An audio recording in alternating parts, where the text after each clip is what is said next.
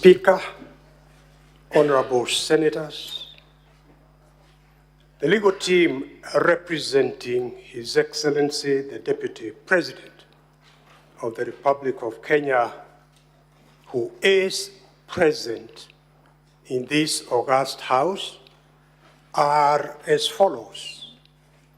Myself, Paul Muite, Elisha Ongoya, Tom Macharia, Soanya Victor Ogeto, Ndego Wanjiru, John Jomo, Faith Waigwa, Amos Kisilu, George Wandati, George Sakiba, Andrew Muge, Eric Naibei, Mrs. Julia Omwamba, and Mr. Willis Echeza. Mheshimiwa Speaker, we will be raising an issue about one of the members of the legal team read out this morning as representing the National Assembly. I thank you, and I thank honorable members.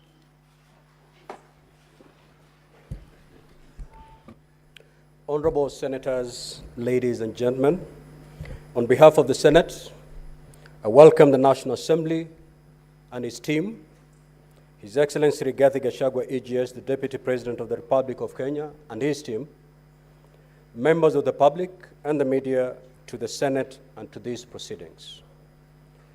Now, as you are aware, Article 118 of the Constitution mandates Parliament to conduct its business in an open manner, and that its sittings and those of its committees shall be open to the public.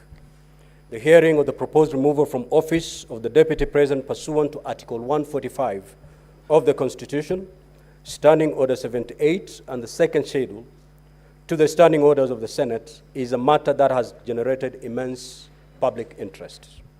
The Senate,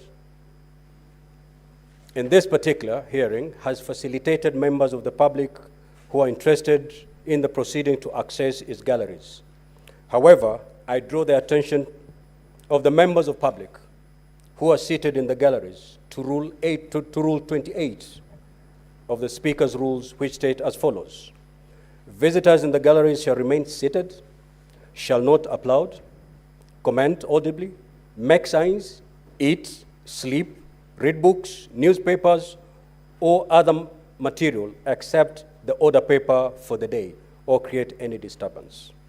I request the members of public to observe the aforesaid rule. Any member of the public who contravenes the Speaker's rule will be inviting stern action against them, which includes expulsion from the precincts of Parliament. The office of the Clerk of the Senate is directed to ensure compliance with the Speaker's rules. Honorable Senators, ladies and gentlemen, finally, I now invite the Clerk to read the particulars of the allegations against His Excellency Rigathi Gachagua, EGH, the Deputy President of the Republic of Kenya. Clerk, you may proceed. Mr. Speaker, sir, my name is Ndego Wanjiru, and perhaps before we proceed to the next session, my learned senior counsel, Paul Muite, did raise an issue that we have an objection in terms of the appearances of legal counsel appearing for the National Assembly. Mr. Speaker, sir, our objection is in line with the conduct of this House and the records bears as witness that we also have, we'll also be relying on an authority in our objection. Mr. Speaker, sir, we are raising an objection to the appearance of my senior advocate, legal counsel, James Orengo, to represent the National Assembly in these proceedings. And this is the basis of our objection briefly, that my learned friend, senior James Orengo, is a full-time serving state officer as per Article 260 of the Constitution, as read together with Section 26, subsection 2 of the Leadership and Integrity Act, which bars a full-time state officer from engaging in meaningful employment. Mr. Speaker, sir, it will be prejudicial to our client if this House was to allow my learned friend, Senior James Orengo, to represent the National Assembly in these proceedings.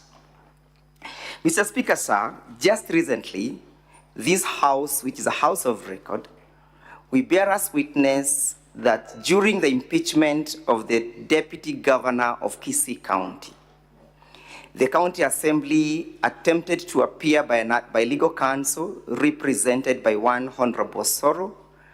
An objection was raised by my learned friend, Senator Chargay, which objection was sustained by this House.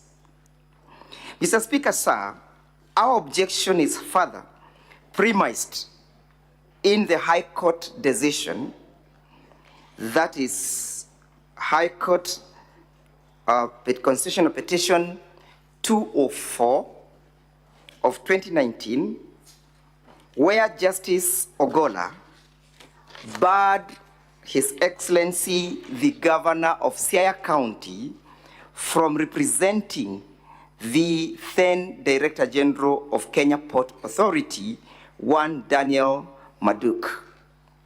The judgment is before this honorable House that a person who is engaged in full-time employment cannot then purport to appear and represent a party before this assembly.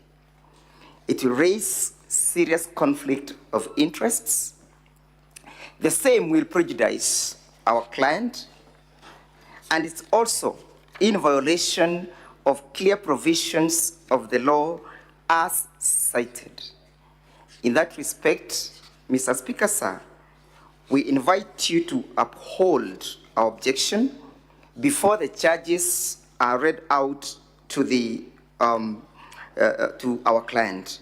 Mr. Speaker, sir, in this ruling that I've just cited, the court was of the view that a person who is engaged in full-time engagement as a state officer cannot and is barred from representing a party in a private capacity. We so beseech you, Mr. Speaker, sir, to uphold our objection. I am most humbled.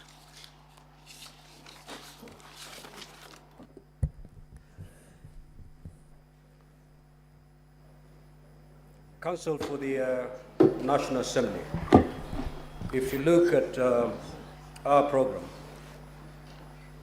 the preliminary objections were to be raised after His Excellency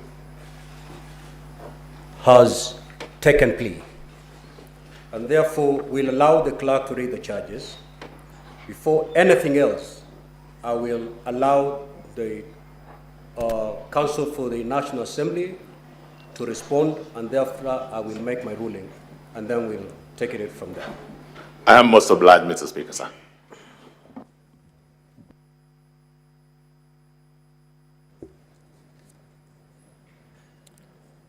Proposed removal from office by impeachment of His Excellency Rigathi Gachagua, EGH, Deputy President of the Republic of Kenya.